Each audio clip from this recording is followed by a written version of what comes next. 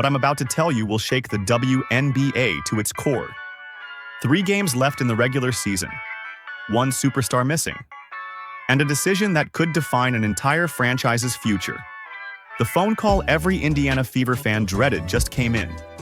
Caitlin Clark's season is officially done.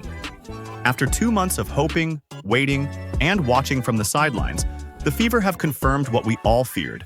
Their rookie sensation won't return in 2025. But here's what nobody saw coming. This isn't just about one player. This is about a franchise in complete freefall, and I'm about to show you why this changes everything for the WNBA. July 15th. That's when it all started unraveling. A groin injury that seemed minor became a season killer. But here's the part that'll shock you. This wasn't just bad luck. The Fever's medical staff has been overwhelmed. And I mean, overwhelmed. Sophie Cunningham? Gone. Ari McDonald? Sidelined. Sydney Colson? Out indefinitely. Their practice facility literally looks like a hospital ward. Crutches everywhere. Medical scooters rolling around. This isn't a basketball team anymore. It's a rehabilitation center. But wait, there's more. Here's where this gets really interesting. Clark herself posted, "I hoped for a better update, but I won't be returning to play this season." Notice what she didn't say? She didn't blame the injury. She didn't promise a quick return. Because here's the truth nobody's talking about. Clark admitted she was feeling her age for the first time. Think about that journey. Iowa superstar to NCAA finals to WNBA face of the franchise in just 2 years. The pressure broke her. Now I'm about to say something that will make Fever fans absolutely furious, but hear me out. Maybe they shouldn't make the playoffs this year. Right now, they're clinging to the 8th seed, 3 games left. And if they somehow sneak in, they face the Minnesota Lynx, the best team in the league, without their superstar. That's not a playoff run. That's a public execution on national television. But here's the genius move nobody's considering. Tank. Get the better draft pick. Build around Clark for 2026 when she's actually healthy. Think about it. Every single year you have Caitlin Clark on your roster is a championship window. But only if she's at 100%. They rushed her back once already. Look how that ended. She re-injured the groin because they prioritized short-term gains over long-term success. The smartest thing Indiana can do right now? Lose these last 3 games. Get that lottery pick. Come back stronger. So here's my question for you. And I want you to sound off in the comments. Should the Fever fight for that 8th seed and get demolished by Minnesota? Or should they think bigger, tank these games, and build a championship team around a healthy Caitlin Clark?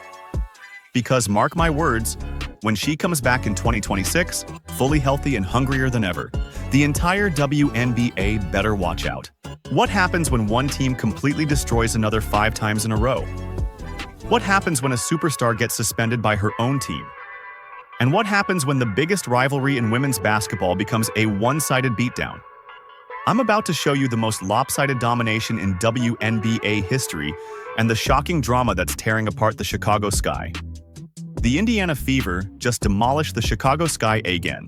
That's 5-0 this season, 5 double-digit wins. The largest average margin of victory against one opponent in WNBA history. But here's what makes this even more insane. The Fever did this without their superstar.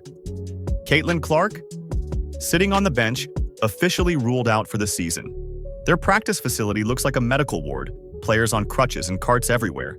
And they still dominated Chicago like they were playing a high school team. But let me tell you about the hero of this story, Lexie Hull. This woman is playing through a busted, bleeding lip. Earlier this season, black eyes. Before that, a massive knot on her forehead. She's turned herself into a folk legend. Even Caitlin Clark was yelling at the refs from the bench. She got hit in the face! She's bleeding. This is what championship DNA looks like, people. While other teams are making excuses, the Fever are playing through literal blood and still winning. Now here's where this gets emotional. Coach Stephanie White finally revealed why they shut down Caitlin Clark. We've run out of time to do it in a safe way. Long-term health and wellness is the most important thing. Think about that. Clark has been battling injuries all season. The frustration, the work she put in to try and come back, only to have to make this heartbreaking decision. But here's the crazy part. Even without her, the Fever are still playoff-bound. But wait, there's more drama brewing in Chicago. Angel Reese didn't just miss this game because of technical fouls. No. Her own team suspended her for half the game. The Chicago Sky released a statement that will shock you.